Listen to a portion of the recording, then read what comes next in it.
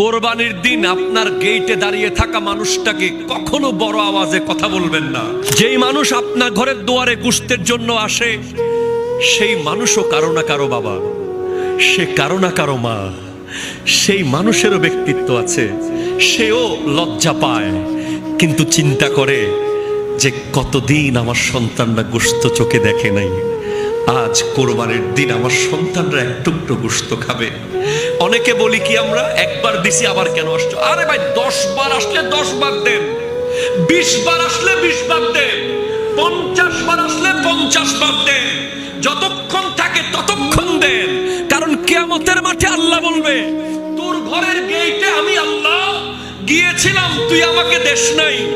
আল্লাহ তুমি গিয়েছিলে? হ্যাঁ, আমার বান্দা গিয়েছিল, তাকে দিলে আমি পেয়ে যেতাম।